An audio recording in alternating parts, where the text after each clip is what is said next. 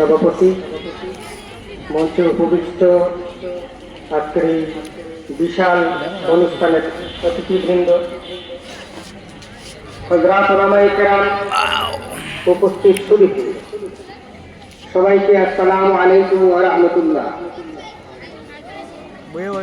আমরা জানি মেলাঘর এলাকার জনগণ প্রাণবন্ত, উচ্ছ্বসিত, সুতরাং এমনভাবে সালামের জবাব দেবেন যাতে গোটা ত্রিপুরা থেকে শোনা যায় এখানে বিরাট একটি অনুষ্ঠান চলছে। আমি আবারও সালাম দিচ্ছি, আসসালামু আলাইকুম ওয়া রাহমাতুল্লাহি ওয়া বারাকাতুহু। আপনারা ভালো আছেন তো? আমি খুব সংক্ষেপে আমার কথা বলা শেষ করব। আপনারা জানেন পৃথিবী যত গ্রন্থ প্রণীত হয়েছে, প্রত্যেকটি গ্রন্থের প্রণেতারা তাদের গ্রন্থে একটি মুখবন্ধ লিখে থাকেন এবং সেই মুখবন্ধের মধ্যে বা ভূমিকায় স্পষ্টভাবে তারা বলেন যে আমার এই গ্রন্থের মধ্যে ভুল ভ্রান্তি থাকতে পারে, অনেক ভুল ভ্রান্তি হতে পারে। আপনারা ক্ষমা সুন্দর দৃষ্টিতে দেখবেন, বাংলা, ইংরেজি, হিন্দি যে কোনো ভাষার বই হোক না কেন, মুখবন্ধতে সেই লেখক সে কথা লিখেন।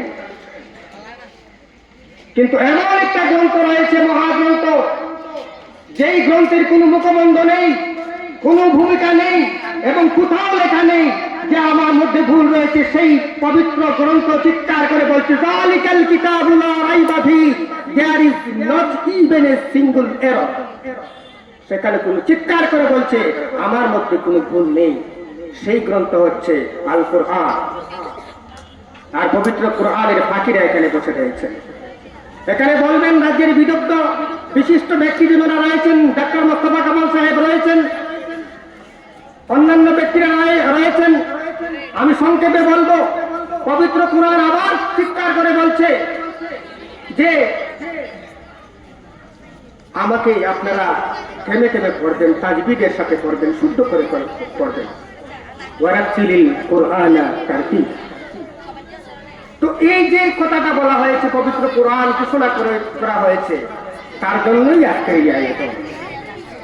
সুধীবৃন্দ, গোটা বিশ্বে যতটা প্রিন্টেড কোরআন রয়েছে, সোশ্যাল মিডিয়ায় যতটা অ্যাপের মাধ্যমে কোরআন রয়েছে, পৃথিবীর সমস্ত কোরআনকে যদি নষ্ট করে দেওয়া হয়, জ্বালিয়ে দেওয়া হয়, ডুবিয়ে দেওয়া হয়, ধ্বংস করে দেওয়া হয়, নিঃশেষ করে দেওয়া হয়, এমন একটা গ্রন্থ পৃথিবীর 1,25,00,000-এরও বেশি কোরআনে হাফিজের বুকের মধ্যে সেই পবিত্র কোরআন জীবিত থাকবে। চলে আমরা একবার বলি আলহামদুলিল্লাহ। পৃথিবীতে সেই গ্রন্থ শেষ করার কোন রাস্তা নেই। শুধু তাই নয়, পবিত্র কোরআন এমন এক গ্রন্থ, যেই গ্রন্থ নিজেকে গ্রন্থের মধ্যে চ্যালেঞ্জ দেওয়া হয়েছে, বলা হয়েছে ওয়াইন কুনতুম ফি রাইবিন মিম্মা নাযালনা আলা আবদিনা ফাতু বিসূরাতিন মিন মিসলিহি ওয়াদউ শুহাদাকুম মিন দুনিল্লাহ ইন কুনতুম সাদিকিন। বলা হয়েছে যে যদি তোমরা মনে করো যে এর মধ্যে কোনো সন্দেহ রয়েছে, you are invited, you are most invited that please compose even a little stanza of Holy Quran. কোরআনের ছোট্ট থেকে ছোট্ট একটি সূরা তোমরা তৈরি করে দেখাও। কোরআন নাজিল হওয়ার পর আজ পর্যন্ত পৃথিবীর কোন কবি, কোন সাহিত্যিক কারো ক্ষমতা হয়নি, not even a civil little stanza তৈরি করতে। That was the challenge of Almighty Allah to our whole mankind. গোটা পৃথিবীর সমস্ত মানব জাতিকে irrespective of religious color challenge ছিল। আজ পর্যন্ত কেউ পারেনি, কিয়ামত পর্যন্ত পারবে না। এবং আল্লাহ ঘোষণা দিয়েছেন, তোমরা তোমাদের বন্ধু বান্ধব, আত্মীয় স্বজন সবাইকে নিয়ে চেষ্টা করো, পারবে না এবং কিয়ামত পর্যন্ত পারবে না। আবারও বলি আমরা আমিন। এখানে ডাক্তার জহিরুল হক সাহেব আছেন, সুবক্তা মোস্তফা কামাল সাহেব আছেন, উলামায়ে কেরাম আছেন। আমি শেষ করে নিচ্ছি। অনেকেরও আমাকে বলেছেন, অল ইন্ডিয়া মিল্লি কাউন্সিলের ত্রিপুরা রাজ্য কমিটির সম্পাদক জনাব মৌলানা জাকির হোসেন সাহেব আমাকে ইঙ্গিত দিয়েছেন I am to finish my speech with a short span of time. তো আমি শেষ করে নিচ্ছি। আপনারা অবশ্যই জানেন যে আমাদের কৈলাসহরে ফয়েজে দলিল মদনিয়া মাদ্রাসা নামে একটা প্রতিষ্ঠান রয়েছে।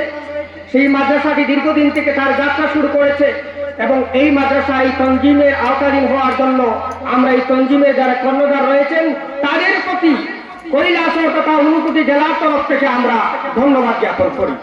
আমরা যতদিন আল্লাহ পাক আমাদেরকে ক্ষমতা দিয়েছেন আমরা আপনাদের সাথে থাকবো।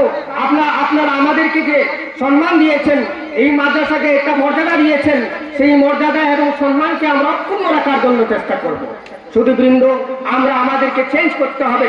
বর্তমান বিশ্বে নিজেকে মানিয়ে নিতে হলে, মাথা উঁচু করে বাঁচতে হলে উই হ্যাভ টু লার্ন, আমরা শিখতে হবে, জানতে হবে এবং আমাদেরকে পরিবর্তন করে একটা সোজা রাস্তায় নিয়ে আসতে হবে। ভারতের সংবিধানের 25 নম্বর দ্বারা চিৎকার করে বলছে we have right to profess our religion. আমাদের সংবিধান বলছে আমাদের ধর্ম প্রচার প্রসার সব কিছু করার অধিকার আমাদেরকে সংবিধান সুনিশ্চিত করে দিয়েছে। আমরা আমাদেরকে দেশকে ভালোবাসতে হবে। রব্বুল ওয়াতনে মিনাল ঈমান, দেশের হিন্দু মুসলিম বৌদ্ধ খ্রিস্টান সবার মধ্যে সম্প্রীতির মেলবন্ধন করতে হবে। এবং আপনারা বলবেন এটা অসম্ভব। No, nothing is impossible. The word impossible it says that I am not possible, I am possible. Impossible শব্দটাকে এখানে ইংরেজিতে লিখুন, লিখে দেখবেন প্রথম শব্দটা I am possible। সুতরাং সবকিছু সম্ভব।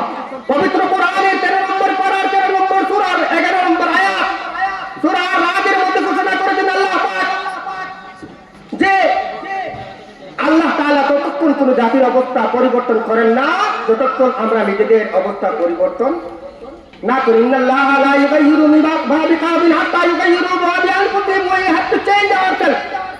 আমরা নিজেদেরকে পরিবর্তন করে সোজা রাস্তায় নিয়ে আসতে হবে।